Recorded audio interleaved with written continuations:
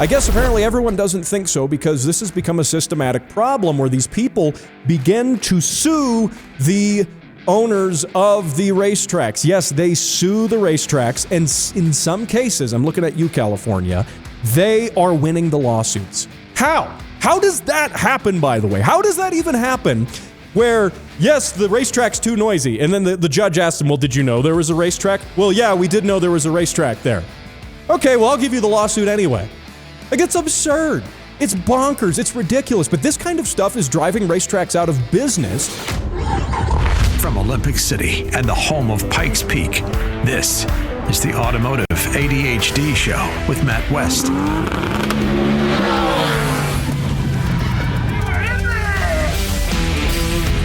So this is really big for racetracks. A massive move in the legislative space might save racetracks. Well, at least in one state right now. And later on the show today, I'm going to talk about why that needs to make it everywhere. All 50 states. We're going to discuss that. Also, Jeep is back in the news. Third week in a row with recall problems with the 4xe Wrangler. I know, I'm not trying to talk about this every single week, but man, it just keeps getting worse and worse and worse. There's recalls for recalls, and those recalls have been recalled. Anyway, we will get to that. And my new neighbors at my new shop I built, think I'm a lunatic. They think I am completely off of my rocker, and they're probably right. So anyway, we'll discuss that and more, as well as some of your car sounds. Oh, and we are going to bring back, where is it? Hang on. I got a fresh batch of the Automotive ADHD. It's upside down. The Automotive ADHD keychains. And I want to tell you how you can get one of these for free. So we will get to all of that and more on this packed edition of the Automotive ADHD Show. Now, before we do that, I've got a little bit of a story that I want to share that has made me realize something that I didn't even know existed. And and before we do that, I do want to remind you to tune into this show, not just on the radio, but you can also catch it on video, Spotify, YouTube, Facebook, and more. Remember to, even if you listen on the radio, subscribe to this show in all of those places. It really helps out. It tricks the algorithm, in fact, into thinking that I'm actually good at doing this show. So let's fool that algorithm. Anyway, so what I want to get to relates to car washes, okay? And I was driving with my trailer from my new shop. Now, full disclosure, my new shop is like 2 hours out of town, away from Colorado Springs, on a dirt road. And it's on a very long section of dirt road. And the county was working on that dirt road. They were grading it. And when they do that, they wet the road down with a lot of times it's not just water. It's a solution that's supposed to help prevent dust and other things like that. Well, this road was wet. It was muddy. And I was driving with the Tacoma and my car hauler, and the car hauler was empty. There was nothing on it, but it got caked in mud. I mean, top to bottom in this kind of red, really silty mud. It almost looked like someone had just spray painted this thing brown. And so I get to Colorado Springs, and I'm like, gee, I really want to wash this stuff off of the trailer. I'd really like to clean this off. Also because I've heard sometimes some of the chemicals they use on these dirt roads are, and I haven't confirmed this, it's hearsay, but I've heard that they can be somewhat corrosive, not to steel, but to aluminum. And you see, that's a problem because my entire trailer is aluminum. It's top to bottom. The entire thing is aluminum. So, except for the axles, those are the only thing that aren't aluminum. That isn't aluminum. So anyway, I go to this car wash, and if you're in Colorado Springs, you know the car wash. It's up by the Chapel Hills Mall, and I always do self-service car washes. I always hand wash my cars. I don't do automated car washes, and that's for a number of reasons. Because for one, if you do a brushed car wash, well, you're not taking your trailer into there, that's for sure. But for two, I don't know. Anyway, the thing is, even if you're just taking your car into a brush car wash, man, those are terrible for your paint. The brushes are going to absolutely leave these little streaks in your paint, these little hairline scratches. You're going to see it when the sun hits it just right. Those brushed car washes are no good. And the brushless car washes are also no good because while they don't damage your vehicle's paint, they don't actually get the car clean. Big surprise. Well, so I've always been a big proponent of doing the pressure washer and then hand washing whatever I'm doing. And generally at those car washes, the do-it-yourself ones, I don't use the scrubbing brush that they give you because that's usually caked full of dirt and all sorts of nastiness. That's going to be terrible for your paint too. Now, if it's my trailer, I will use that scrubbing brush on the trailer because it's not painted. It's a trailer. Anyway, so I pull into the car wash, and this car wash had the owner there. Rarely do you see the owner at some of these places. And I'm about to pull into one of the stalls with my completely mud and dirt-caked truck and trailer, and the dude runs out. He's like, whoa, stop. And I'm like, whoa, what's wrong? Am I running into the building with the trailer? No, I'm not. He goes, hey, man, I'd really appreciate it if you don't wash that mud off here in my car wash. And I'm like, okay, no problem, but why? And he explains to me, and he was really chill about it. He goes, the way these car washes work is the drain at the bottom of the car wash connects to a septic tank. I always thought, and maybe I was just mistaken or naive in this sense, I always thought that these car washes just drain into the public sewer. That's what I figured. I just assumed that, but I suppose it makes sense that it has a septic tank, which takes all of that silt, all of that nastiness, all of those chemicals, the heavy stuff, the brake dust, all of that settles to the bottom in the tank. The water stays on top. Then the water drains off into the sewer system at that point. And I've actually got a quick, and why this is important is just because it was something I didn't know. And I thought, man, if I didn't know this, I don't know if I'm the only one, but if I didn't, maybe you didn't either. I want you to check out, if you're watching on video, take a look at this graphic right here. And I found this on the internet, but it explains it pretty well. The water drains off, goes into basically a septic tank where all of the sludgy, heavy stuff stays. Then that water gets pumped out to the sewer. In the case of this graphic here, they're also talking about this specific car wash brand is saying that they recycle some of that water once all this heavy stuff is settled out of it, and then that gets used later on. Now, with that being said, the guy told me that when people come in with especially muddy vehicles, like, yes, I know it's a car wash. You're going to say there's people on the internet typing on the comments, man, it's a car wash, or you're supposed to wash cars there.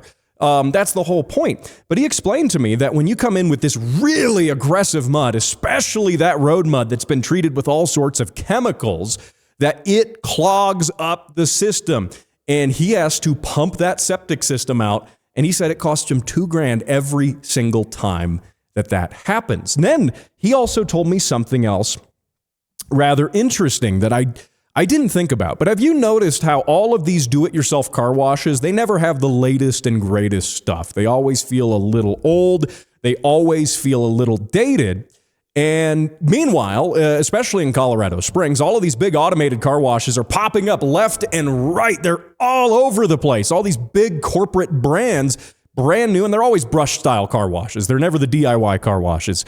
And this guy, and I was chatting with him, and he said, yeah, man, the guys, those of us around who run these do-it-yourself car washes, we are struggling to stay in business because of all of the corporate chains and also all of the upkeep, on these systems. He said, people come in with muddy stuff. He's like, I caught you when I did, but man, if you ran that through my car wash, it would have cost me thousands of dollars. Meanwhile, so I'm doing something not knowingly costing him a ton of money. Meanwhile, I'm putting like $1.25 in quarters in the thing, and that's it, right? So it's easy to see how this could be problematic. But he told me that a lot of people and people he knows who also run car washes are on the verge of going out of business. It's just getting too expensive to run these self-service car washes, to maintain them, when all of these automated car washes are taking 99% of the business. And that's a problem if you're a car guy like me, because I will not take my nicer cars. I won't take the S2000. I won't take the WRX. Some people will be like, hey, nicer car, WRX, question mark. Anyway, I won't take those through automated car washes. I just don't do it. The pickup truck, $800 stroker Jeep, yeah, I might take it through one of those. But every car guy I know with any sort of car they care about, they don't go to those automated car washes. They always do it by hand.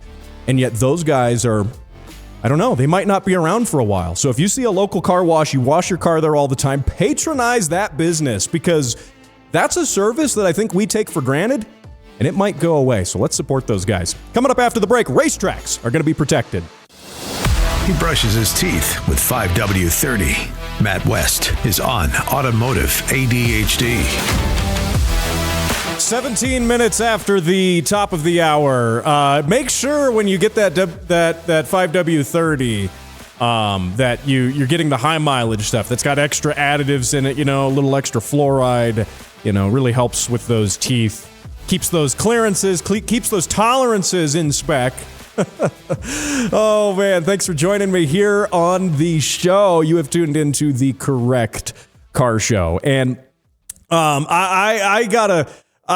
man, there's a lot of stuff I'm really excited to talk about. And namely, there is a bill, and this is one of the first that we've seen of its kind, that is going to help save racetracks. This is incredible. And get this, it passed. It actually passed. So, yeah, okay, we will get to that and more, as well as some of your car sounds. That's all coming up here on the show.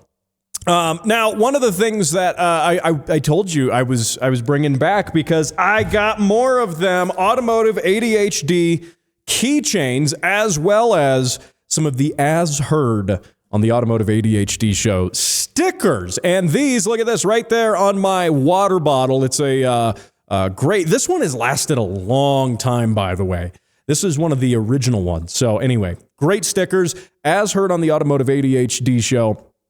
And so what you need to do, you can do one of two things. You can do one of two things on here, which firstly is send me some car sounds. I love playing car sounds on this show. And more importantly, I love playing your car sounds on this show. I live vicariously through my listeners because, my cars don't always run. So I have to gain some enjoyment from hearing your cars run.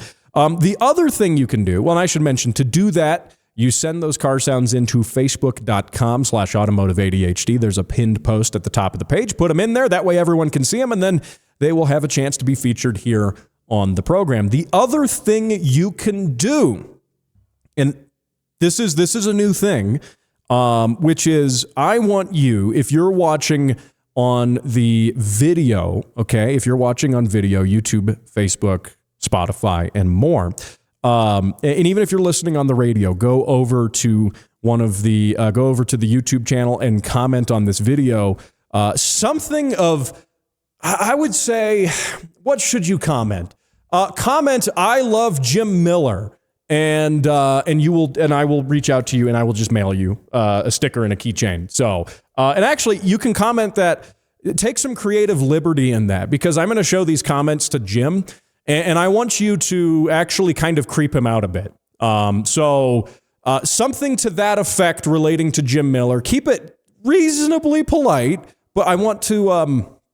I want this to creep out Jim a little bit. That's my goal. So you might be listening right now. Jim, you're going to have to wait and see what you get. So anyway, comment on that. I'll send you a keychain and a sticker, or you can send me car sounds, or you can do both. It's all up to you. So racetracks are racetrack owners, people who like racetracks, people who go to racetracks can rejoice at least a little bit, because this bill passed.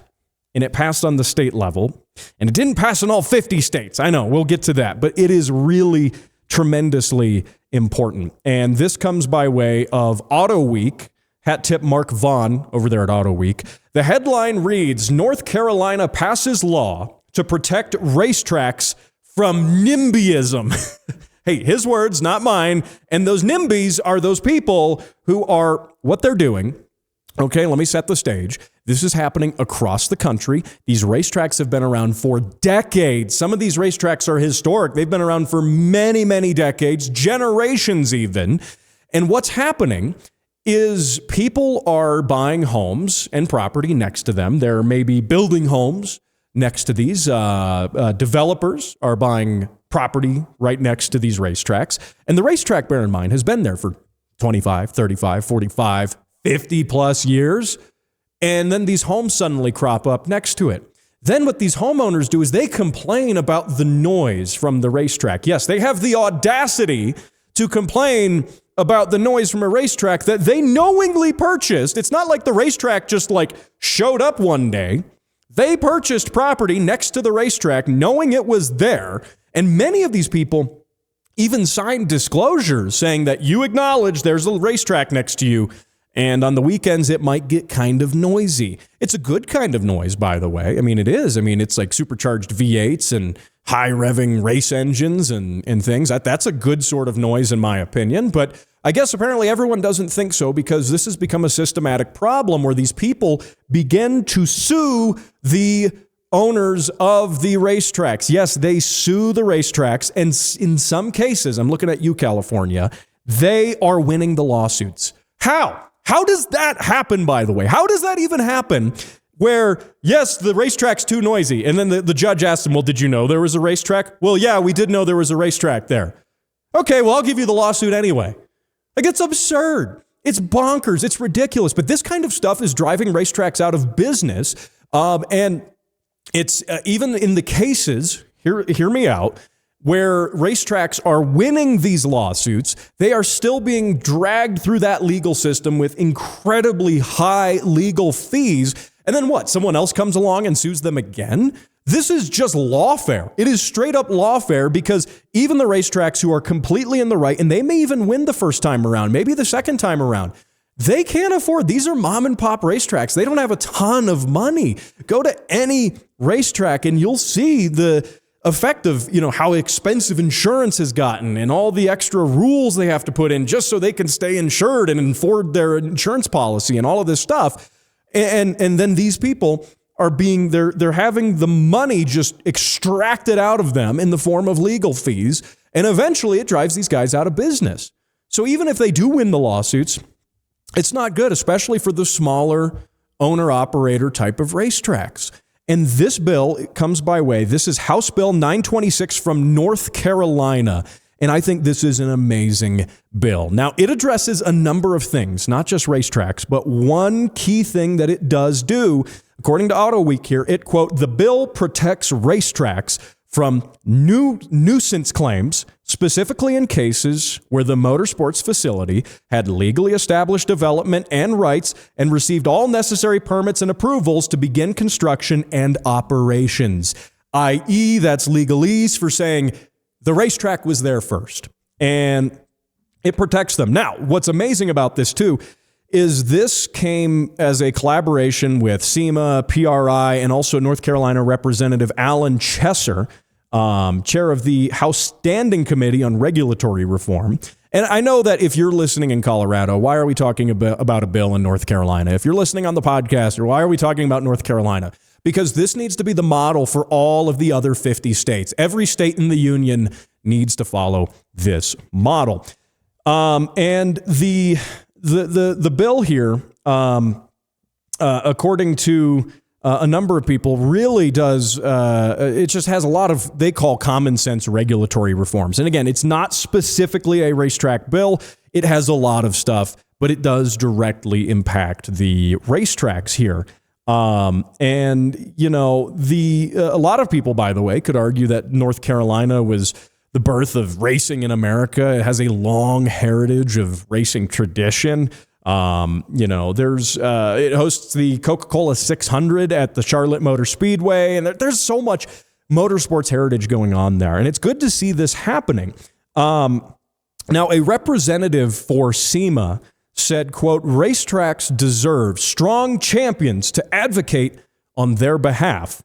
And they go on to say, too many across the country face direct challenges that threaten their survival. These facilities are more than just racetracks. They sustain jobs, generate local economic activity, and embody a vital piece of our motorsports heritage, not just in North Carolina, but nationwide. Wow. Drop the mic right there. Boom. Drop it there. They go on to say, though, I'll finish here. When a racetrack closes, communities lose real jobs, real livelihoods, and beloved traditions. House Bill 926 ensures racetracks can operate without the constant threat of closure or restricted use. And this is really important, and this goes to show why SEMA is such a great organization. By the way, SEMA does a lot. SEMA does a whole lot that you don't even realize in many cases. And this is why I support SEMA. They've never paid me a dime in sponsorship money, but I've talked about them at length on this show. And in fact, every single podcast and YouTube video from this show, if you go in the description field of that, you will see a link to the advocacy page for SEMA. And I know everyone thinks of SEMA as the car show. In fact, SEMA in the minds of many people is just a car show that happens in Las Vegas in November every year. In fact, it should be going on this week here, I believe. So, and I've attended the SEMA show. It's really cool. All sorts of amazing builds, but also what I thought was amazing about SEMA, yes, the internet and the car culture tend to talk about the builds, the cars, the cool show cars that show up there. What's even cooler are the vendors, the companies, the aftermarket parts companies showcasing their products, showcasing all the cool development they've done to support the automotive enthusiast. In a way, that's actually cooler than, some neat hot rod with a crazy paint job and a super bonkers engine swap of some kind, including a Bluetooth drive shaft, because those do happen with show cars there. And the SEMA show is great. It promotes a lot of awareness, but SEMA does stuff year round, and they do a lot in this advocacy space. And that is super important. We need more of that. Now, this bill, we need a lot of support to get something like this to pass in other states. And we need a lot of vocal support, which is why I take time on my show when I could be talking about K-Series engine swaps. We could be talking to OBD1 Kenobi about tuning stuff, whatever. We could be talking about all these other fun things that I know my listener enjoys. I know that. But it is important to stop and talk about what SEMA does and why you should support SEMA. SEMA is also great at giving you, the motoring enthusiast, tools to talk to your legislator, to talk to your member of Congress. They give you great templates. They give you all this stuff. They give you things where you can just jump in, put your address in, your name, and then it'll build the template for you that you can send to your representatives. And we need to see more of this. Now, racetracks closing is a big problem, and I've talked about it before on the program. And the SEMA rep there was totally right. Racetracks aren't just for us guys who want to get out there in their, I'll point at it, what is that, the S2000 right there and rip it around a track? No, it's about family stuff. It's about activities. It's about engaging the community. It brings business. It does all of this stuff. So we need to support our local racetracks. And I'm going to let my reps know, hey, this bill, 926, we need one of those here in Colorado. We need one of those. We need to save our racetracks. So, hey, coming up after the break, we're going to talk about that and more. His motor skills are just fine. Automotive ADHD with Matt West. So, I have a listener. His name is Bryce, and he commented on the show that I have the comment right here. After 1 year of listening every workday, I have finally finished catching up on the podcast. And then he says, now I need to find another podcast to binge. And he has, for one, I cannot medically recommend, actually, that anyone listen to me every single day. There's a reason the station management has me on as a weekend show. So I don't know what the side effect of that is. It can't be good. It certainly can't be good. Now, having said that, he was listening on the podcast, and of course, you can catch the show here on the radio in Southern Colorado or all across the world on the podcast. Now, Bryce also asked me to not dox him on the air, so we wouldn't want his friends to know that he listens to this show. So, just saying, I'm not going to dox you, Bryce. I'm not going to say who's doing what. So, anyway, but Bryce, you are going to receive a very special automotive care package, and it might actually include some earplugs and some other things. I don't know, again, I don't know the medical effect of listening to me that much, but anyway, so it'll include a few things. And in fact, I think we should even create a trophy for it. So we will debut that here on the show soon, in fact, and then I'll get everything sent out to you. And I do want to thank you for listening to the show and putting up with me for that long.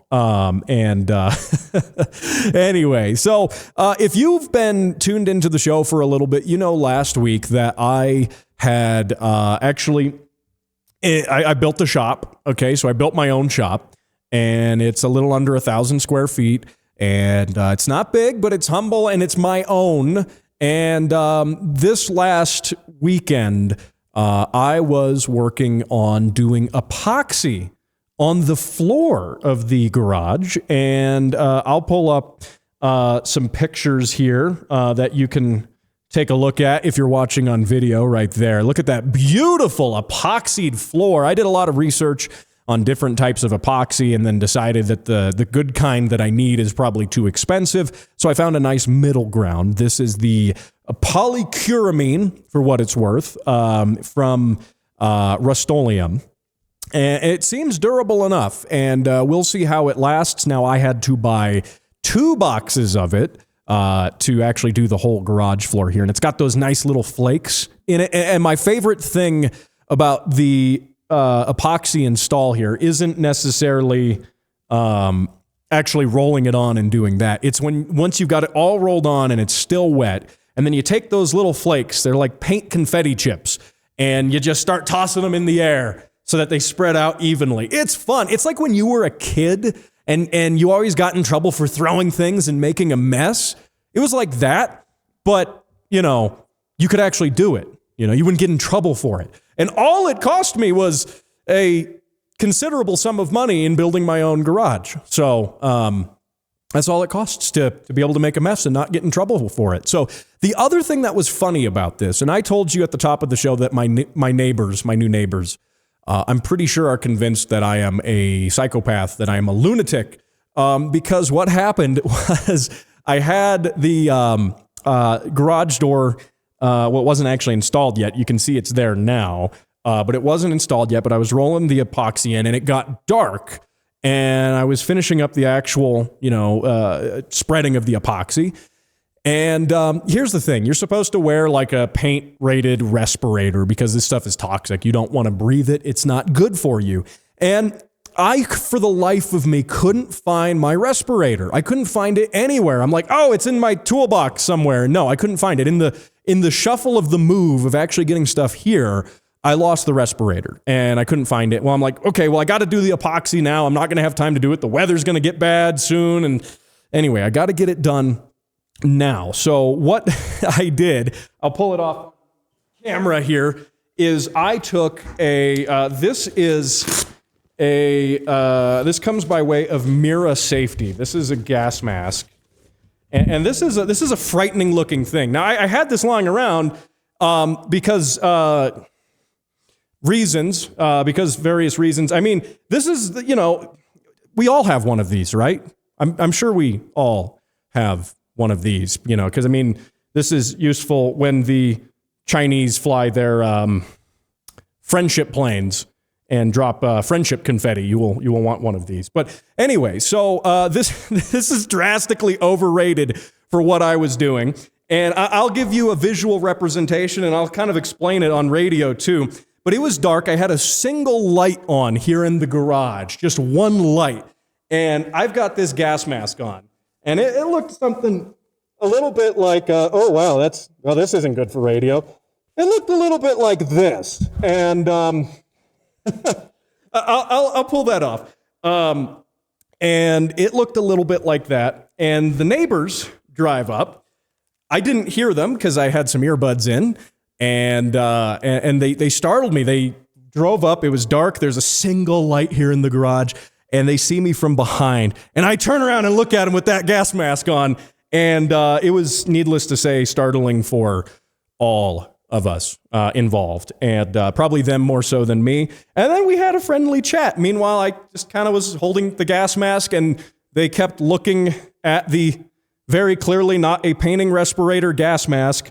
And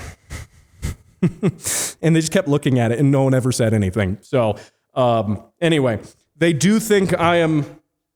put that back on the floor. They definitely do think I'm probably a little unhinged, which maybe that's a good thing. Maybe you do want your neighbors to believe that you are just slightly unhinged. So that way, when you end up making a little too much noise working on your race car, starting it, they will debate, do we call the police on this? No, honey, don't call him. Don't call him. That guy's crazy.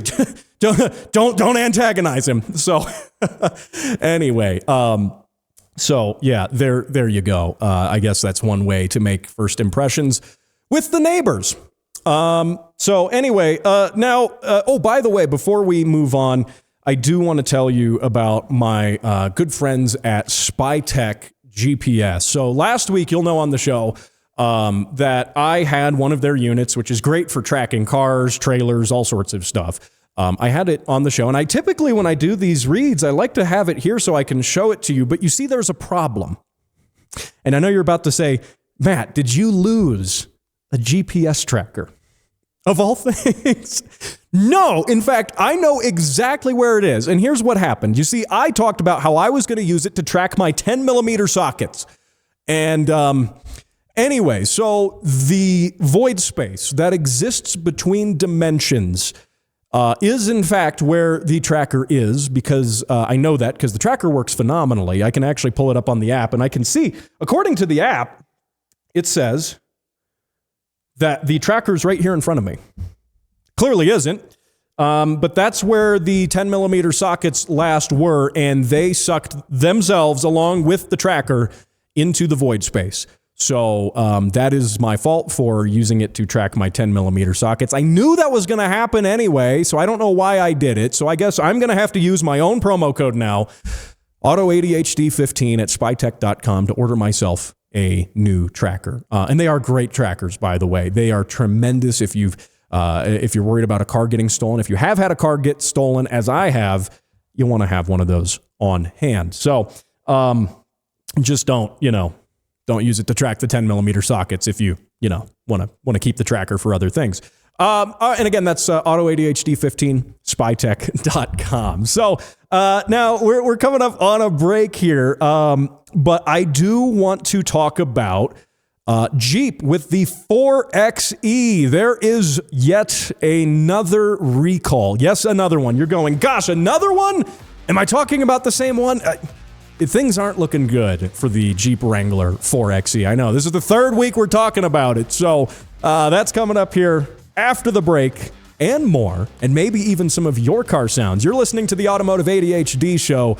I am your host, Matt West. Don't go anywhere. We'll be right back after the break.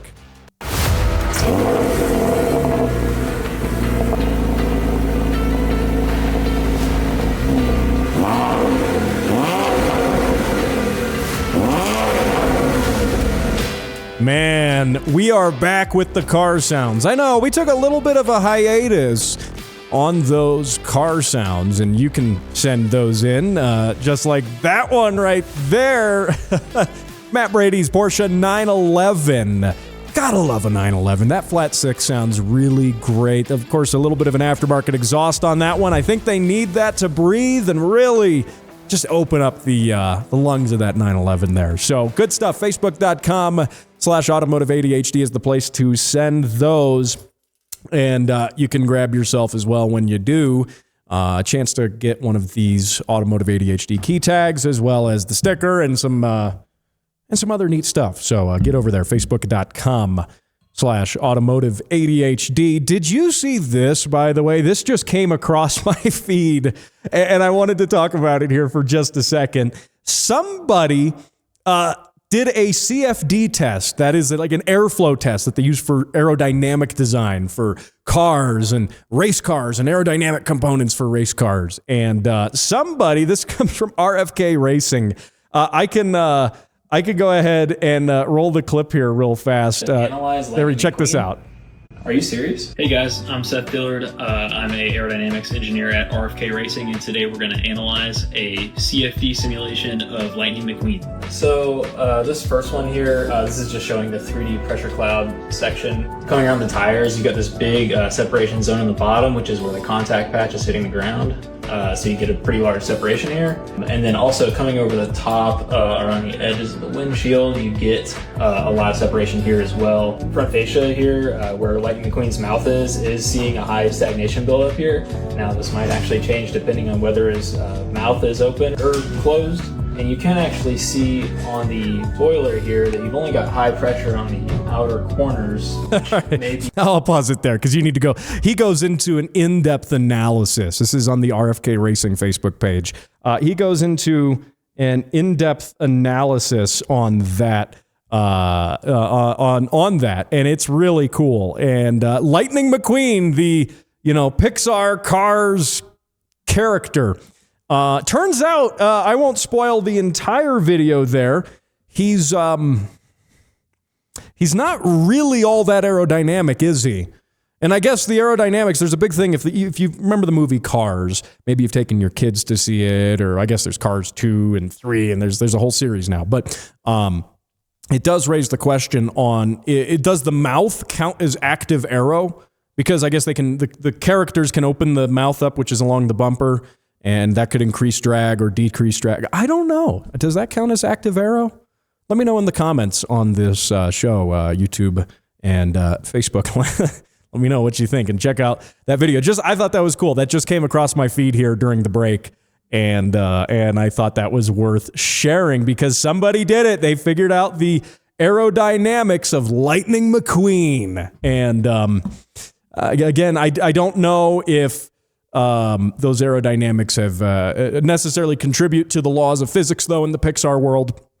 Not entirely certain. Maybe they can do a CFD analysis on that, too. So I promised I'd talk about the Jeep Wrangler 4xe. Again, you're going, but Matt, I thought you talked about this last week, and then you talked about it the week before. You're right. You are right. I certainly did, because Jeep this comes by way of the Autopian, Thomas Hudnall at the Autopian. Quote, Jeep just recalled a recall of another recall because its plug-in hybrids keep catching fire.